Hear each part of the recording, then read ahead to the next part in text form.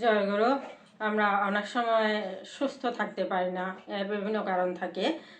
তো আমাদের যাতে স্বাস্থ্য ভালো থাকে, আমরা যেন সুস্থ থাকতে পারি, ভালো থাকতে পারি, সেই হিসাবে আমাদেরকে চলতে হয়।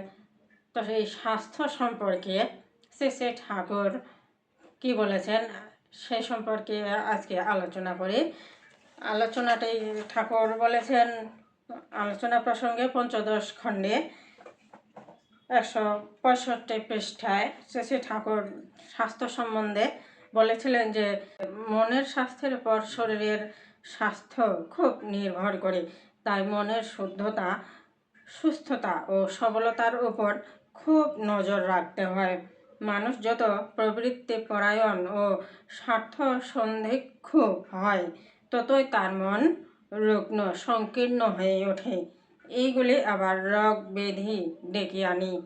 পারিপার্শ্বিক যাতে সুস্থ, সদাচারী, শুদ্ধ ও প্রফুল্ল থাকে, সেদিকে সক্রিয় দৃষ্টি দিতে হয়। এতে মানস প্রসারণা বেড়ে যায়। তার ফলে জীবনীয় উল্লাসের আবির্ভাব হয়। সবচেয়ে গোড়ায় লাগে ইষ্টপ্রাণতা, ধ্যান ও মানসিক সমতা খুব দরকার। সাত্ত্বিক আহার গ্রহণ করতে হয়। কথাবার্তা, চাল চলন, আচার ব্যবহারে সংযত হতে হয়। যাদের মেজাজের উপর কন্ট্রোল নেই, যারা বিরোধ ও বিদ্বেষের বশবর্তী হয়ে মানুষের মনে ক্ষতের সৃষ্টি করে, তাদের শরীরও দিন দিন ভেঙে পড়ে। আবার যৌন জীবন সুনিয়ন্ত্রিত হওয়া দরকার। পরিশ্রম ও বিশ্রাম মনোমত হওয়া চাই। রোজ বেড়ানো ভালো। আবেগপরায়ণতা ও কর্মপ্রবণতার সমন্বয় দরকার। আর চাই পারিবারিক শান্তির ব্যবস্থা। রোজ তেল বাটা ও ইসবগুল খাওয়া ভালো। নিত্য কোষ্ঠ পরিষ্কার হলে গলদ জমতে পারে না। তারপর কেষ্টদা আবার ঠাকুরকে প্রশ্ন করলেন যে পেটে যে নানা রকম রোগ জীবাণু সৃষ্টি হয়ে মানুষকে মেরে দেয়, তা কমে কিভাবে?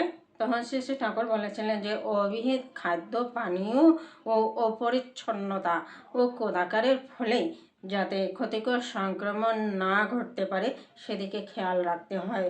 তাছাড়া আমার মনে হয় তেল বাটা অনেক বদমাল বের করে দেয়। এতে পাকস্থলে গিয়ে অনেকখানি মসৃণ ও পিচ্ছিল করে রাখে। ভিতরে কঠিন আবরণ জমতে দেয় না, তাই ওগুলি বিশেষ বাড়তে পারে না। তেল বাটা স্বাস্থ্যের পক্ষেও ভালো। শরীর সুস্থ থাকলে রোগ জীবাণু সত্যই প্রতিরোধ হয়।